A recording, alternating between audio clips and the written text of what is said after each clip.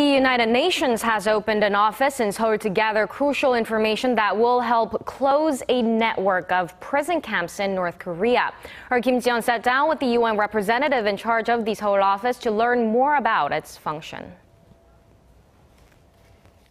The United Nations Human Rights Office in Seoul is tasked with gathering information regarding alleged widespread and systematic abuses in North Korea.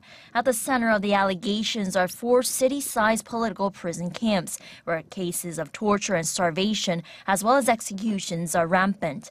Various human rights groups estimate the camps hold up to a combined 120,000 people considered hostile to the regime. The UN says the violations in the north reached to a point that amounts to the most heinous crimes of all, crimes against humanity. Crimes against humanity are of concern not only to North Korea, not only to its neighbors, but to humanity as a whole, because they're such serious human rights violations. So that is also one of the reasons that our office was established, because the UN as a whole has a rights-based mandate that requires the international community to look into these kinds of violations when they reach that point. How significant is Seoul having an office here helps your investigation or inquiry? Having an office in Seoul helps us access a wide range of information that we wouldn't have access to so easily. We don't have access to the DPRK, so of course we do not see ourselves with first-hand what is happening. But we do have access to many sources that describe to us similar patterns of violations, and so in that way we are able to verify information.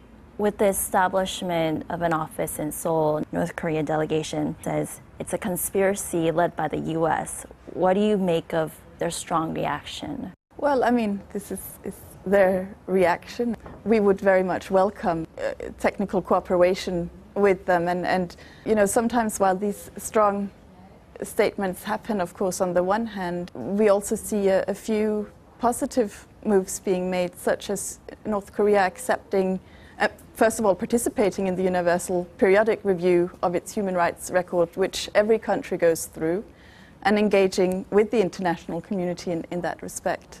So they're taking this very seriously. What do you think is going to happen next when your investigation is complete? What kind of actions or reaction do you think is going to happen?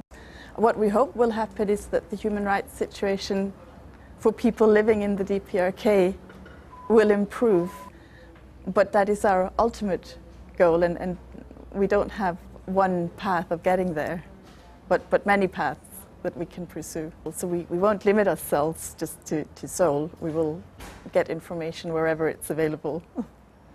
Well, thank you for your time, Ms. Poulsen. Thank you very much.